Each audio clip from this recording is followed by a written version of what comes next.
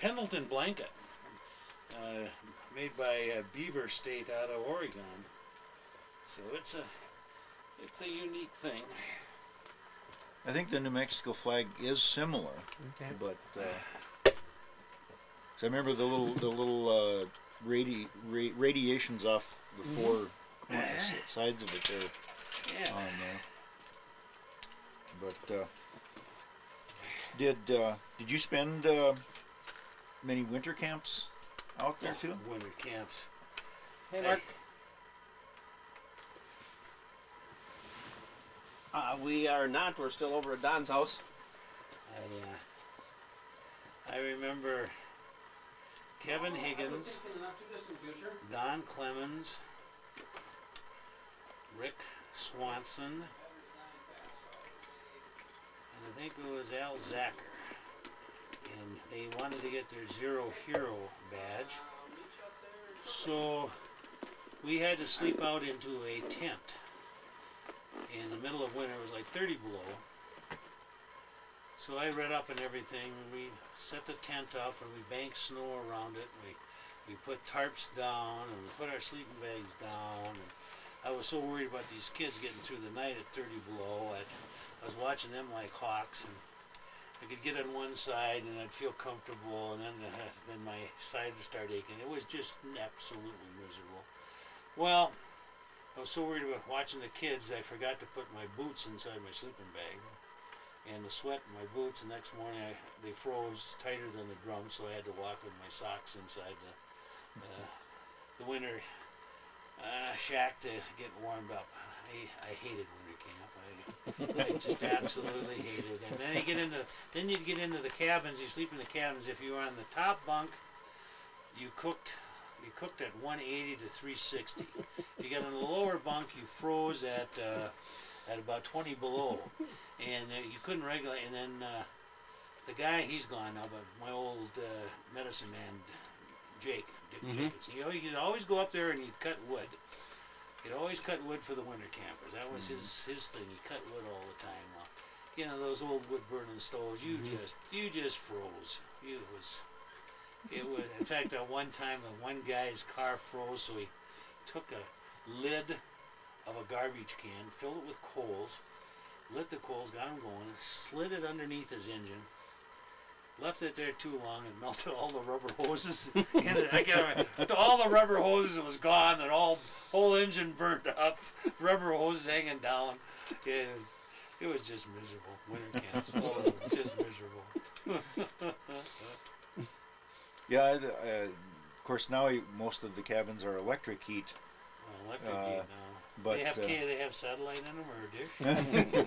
Only wireless one. internet. The director's cabin, I think, does, but yeah, it's still the same, kind of the same way though. It's cold on the bottom and hot on the top, and everybody wants the middle. You gotta span some of the blankets and all that, and the camp stuff too, as we're talking here. And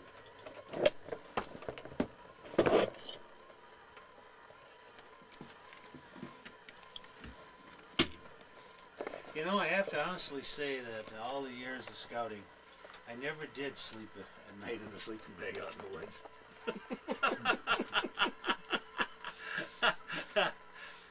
That's. Well, I have to talk about your uniform up there. Oh, okay. There's my my Indian war shoot. It's war shirt. It's Sioux Four Winds symbols. It took me. Everything is done by myself. Everything is handmade by myself. My first outfit was white felt, heavy double nap felt, and that rotted off me. And then I bought this leather. It took me 3.5 years. I made my own looms. In fact, they're still sitting up there in the ceiling over there to the right. Up there, those boards. There's those looms there, the short one, the long one. It took me 3.5 years to do the leggings, 2 on each side of the leg, and the 2 down the shirt, and then the choker. And Joe Kikikawa, an old scouter from the 74th Winnipeg, came down. He helped me with the leather to punch it out, and we did all of that. And so now that will go to my son. He'll get that, and then the Diamond Willow power walking staves, and he'll get that. But they see me coming out of the woods, and then I have the full bonnet with the single trailer. Well, you've all seen pictures of that, and you light those flares back up in the hillside, and see smoke and red flame coming out, and all of a sudden, you know, that's the thing. I've had young kids. Ken Elstrom is a good friend, and he's up at 219, 214, and he had one kid come up. The kid said, "Oh, geez, I'd love to do this. I'd love to." I said, "Well, here's my card. Here's my telephone number. You call me. We'll set times. We'll get together. I will show you. I will help you. But I'm not going to borrow the outfit." Never called me. Yeah. You know, and how many are left? Jake is gone. His outfit rotted off of him. You know, there. Bless her soul, but Audrey Schmierrud took one winter, and all she did, she made 40 or 50 Indian outfits. She sewed and sewed and sewed, and she went out and gathered materials, and you know, they're gone. Mm-hmm. Remember, they were in big boxes, big crates we had up there. Big crates that she had, and she, you know, bless her soul, she was strong on that. Got an Indian flute there in that pouch there. That's an Indian flute. There's a dream catcher up there, the blue and the feathers that catch dreams. And over next to the Indian outfit is the old, I can't get into it. That's what I used to wear when I was a commissioner, and there's the honor medal and that the National Boy Scouts of America gave to me, and my St. George and my wood badge and silver beaver. Why do they call you the Lone Wolf? That was the name the boys picked out for me. Right up there on the board, straight up against the wall, there it says Nachoyo Achichichu Lone Wolf. And the guy, I had a salesman in Rapid City, South Dakota, that carved that out by hand on the board and gave it to me as a... And in fact, my son, I'm listening to this now, and it's really good. I sit in that chair, and there's 4 albums there. One, Black Elk Speaks, the legendary medicine man, and he was the 4th Black Elk. And so I'm listening to that boy. I mean, these guys are scholars. And then I got another one too that I like, the Lakota Way. That's the old stories of the eagle and the story of the moccasin, and the flute maker and all that. So it's all just. But you know, I told Chad and Bob, you know, I'm a different generation. You know, I thought I was, you know, young and all these guys are old. Now I can name off 40, 50 people, men and women, that I scouted with them no longer here. And now everybody's looking at me saying, "Well, we gotta interview you before you go." And what is it? I got over here too. Sherling made a VCR of me doing the Arrow of Light programs. Neat. So I've got a VCR of all of that in the program. And, yeah, it's kind of interesting down here because people look around and they see different stuff. It's kind of my memoirs, you know. Mm-hmm. A lot of good ones. Oh, especially King Tutankhamun's sarcophagus here. Oh, show them the rest of the story, Chad. When I get done with this cancer and chemo, I'll open King Tutankhamun's sarcophagus All and right. have a bottle of wine. I like that. I need one of them. They're hard to find. I bet.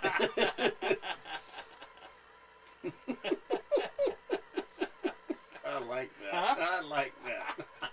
I am different, you gotta admit that. Yeah, well, I've known that for a long time. I am unique, I will say that.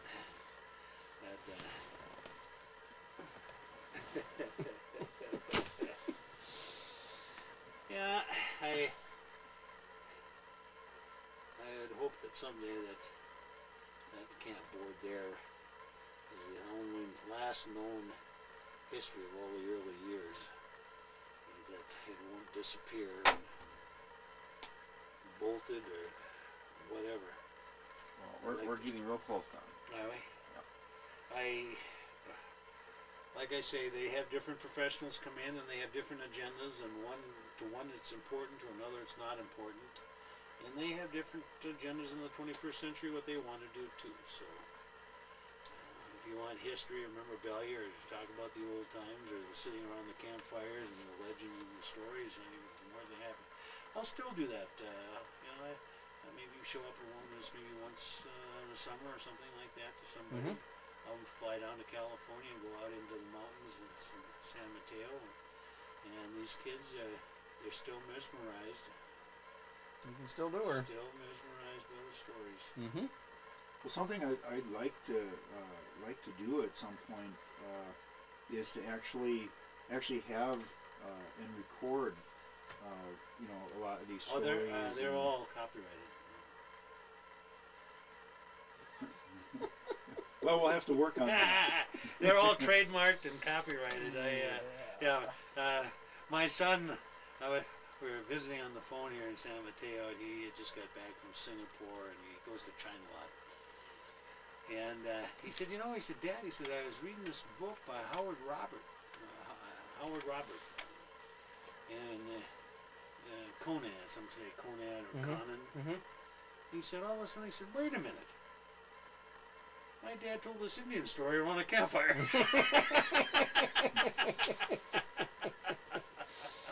I said, that's where some of that stuff comes from, You get some of his actual Indian legends and stories that we tell, and others, something. I remember the only time in my life I hit a priest. It was at Camp Columbus in South Dakota, and Father Wild had taken us down there. And at that time, they had these big army tents, and along this side, 15, 20 guys, 2, 3 high, and metal cots, and this side, 2, 3 high, and metal cots. And he told a story. We were on a campfire. Some guy had escaped from the insane asylum, and he Hatchet Harry, and he was roaming the woods, and we had to be on alert, and if we heard anything, and he had us all scared. I was maybe 12, maybe something like that. So I go to bed, and I'm laying there, and all of a sudden the side of the tent comes right at me and goes, ooh! I froze. I literally froze. My blood froze. I couldn't move. It's Hatchet Harry. I grabbed the scout flashlights in those days were all metal, and it came up about this high, and then it went this way. I grabbed that flashlight with both hands, and I hit as hard as I could against the canvas. And all of a sudden I heard this, oh! Oh! And about 2 minutes later, in comes Father Wild and is bulging. Just a big bulge of the side of his head. I like that. But they had a lot of good. I've had a lot of good memories of Wilderness Camp and Camp Wilderness, and I'm glad you guys are. You're the next generation, and as this, I thought I was young, but I'm not anymore. And I go, and you guys got your memoirs to put in the thing. It'd be interesting if we could ever find out how would we even trace it. We got one guy right now from Japan that we might be able to trace and say to him, was there any other scout that you met, or or anything else to get the foreign scouts? That was a big thing to have a foreign scout. Yeah. I remember that too. That was a big thing. And the kids just flocked to these, and we made them a merit badge council or something, or flowers or whatever. And that was a good deal. Oh yeah. Did you ever work at all with Art Storthorn? Art Storthorn. Fergus Falls, 305. Art. 105 at the time, maybe. Only in the Arrow of Lights programs. He would come out there or something. We did the Arrow of Lights down there. Probably with Dick. Yeah. Did Arrow of Lights down there because we did some in Fergus Falls and out by that dam. Dayton Hall. Yeah, I think he did some Fort Abercrombie too. We did it at Fort Abercrombie, there. Johnson Park, Camp Wilderness, Detroit Lakes, Doc Baker's place. Well, it got to the point where guys like Tom Anderson is gone now. he was with the Fargo Forum, and he had made up a huge arrow out of Helgeson, Jim Helgeson. He's gone now, but he was with a utility company. He got a pole and he made the big arrow, and they had all the virtues and tin cans lit with toilet paper inside as a wick. And so we had all the 7 virtues there. And Where was that? Well, that was in Johnson Park in Moorhead. We One light more. these. Okay. Light these and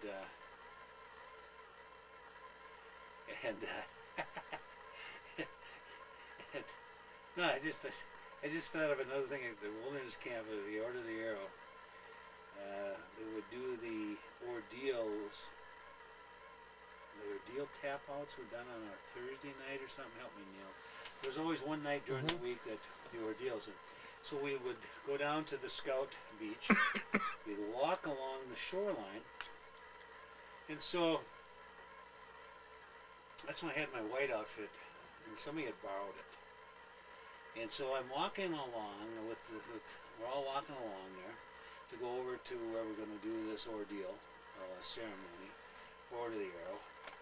And I look out into the left side. I'm looking out in the lake, and all of a sudden, standing on the water, holding a torch, was an Indian. Wait a minute, that outfit looks pretty familiar. He's wearing my outfit. This Indian standing on the water, holding a torch. What are they doing now? Well, the guys had sunk a 55-gallon drum with sand. Is that Clemens or Shark? Or? With sand, so that it was just below the surface of the wood. Then they took the guy out there in the canoe or a boat, and then he'd get up and stand on this thing.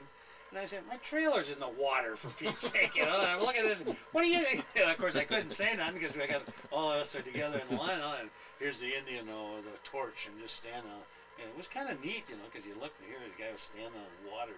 Kids are going, ooh. That would be cool. We did, Jake and I did an Indian program over at Lewis and Clark over here. In fact, Neighbors, the guy that does the Neighbors article, did an article on me. It's in here someplace. And what we did is Pete Itzel was real good at making micron wire between 2 posts and 2 wires, bury the 2 wires over to a teepee, and then when you touch the 2 wires to the 2 posts, it would send current down there to heat up this micron wire, and inside the micron wire, just like toaster wire, was matches, wood matches. And then Jake had shaved all these pine, it's got pine shavings. The fire's built up about this high, and all these pine shavings in there, and there's no fire there. So they had all the kids for the whole school. Lewis and Clark was out there for this outing, so they were going to listen to the Indian legends and stories that I was doing. So Jake, he calls for me, and I go out there, and Jake's standing there with his arms like this and his horn helmet. And I call upon, Kula washte, la washte, Wakanda the true wapathin, hey Tony! Grandfather Nidoan stands before you, I who speak am he. Send the fire gods to our fire.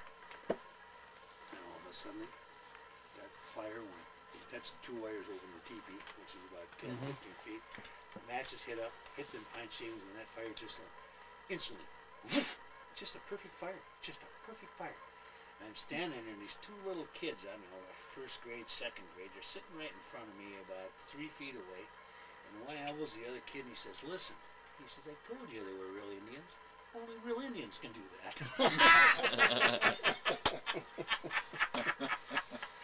Oh, God, that was funny. Only real Indians can do that. I had to kind of turn around because these kids were serious, you know. Yeah. Well, we did little tricks at Tom Pettinger. I had Don Clemens back in the wood at Camp Wilderness with a hatchet, Tom, and I built up this story, and there's a certain key word he used to hit this log. And Tom Pettinger, he was an assistant, and he was really intent, and he was really into this story. And he was building up, and all of a sudden he hit the key word, and Clemens hit this log, and Tom Pettinger's butt flew off that log straight up in the air that high. It was perfect. It was a perfect match. God, that was a good one. We like to do little things like that. Jim LeBeau, when you talk to Jim LeBeau, just to remind him, Jake and I did one over at Wabanakquat Indian program. And we told Jim, we asked, first of all, listen, we're going to do this. Is this okay? Bo says, yeah, sure, go ahead. So what there was at a certain key word, the Indians would go out and grab LeBeau in the audience, bring him down, and we had some posts buried in the ground. So certain keyword, the Indians go out and they grab LeBeau and they bring him down and they tie him to this post. Well, the kids were into it a little bit, so then they started piling brush in front of the tower of the posts. And LeBeau's got his hands tied behind the posts. So Jake, he's the old medicine man, so Jake goes up to stern looking LeBeau, and so he goes in LeBeau's side. LeBeau's tied to this post with his hands behind it. Jake licks in his ear. I thought LeBeau was going to drop. Oh, golly, was that funny. Oh, God. Yeah. Well, you know, the kids kept quiet, though. They told the legends and the stories and some of the supernatural things that happened. And, well, you know, they just never really knew. They always left in respect. And it was fun. Well, what else you got there? Oh, I think it's fantastic, Don. Huh? Oh, yeah, it's great. Works. Great job. Huh. I've gotten 2 texts from Mark so far, so I'm going to go meet up with him. But Okay. Well, Good to see you again. Yeah, well, like I say, I can't drink with taking this chemo and this cancer fighting, so I got 1 more this month and 2 in February. I haven't had a drink so long, my hands don't even shake anymore. You see that? mine do. So I'll be coming out and having some beers here in March with you guys. Okay, well, like I say, because middle of March, that's when like Tim Anderson, Harpo, and Chuck Rickert, they'll be in town. Well, I'd like to see Chuck. Yep. I'd like to. Did him and his brother ever get back together? Or No, they're still feuding. Really? Yep. That's sad. Yep, they've been feuding. Annabelle, his mother? Yep, they're still. I got Christmas cards from her. Oh, wow. Well, I see your brother every once in a while in the Tivity. Yep. I don't know if did he get divorced or something? No, they're still together, but they're rocky right now. Rocky. Well, I'm 40 years. I'm still rocky. Yeah, like at 30, I'm rocky too. I said, don't worry about me. I said, I'm not going anywhere because I don't have the strength to train another one. Yeah. Somebody else just said that the other day. And then, and I said, I'm going to stay around until you get it right.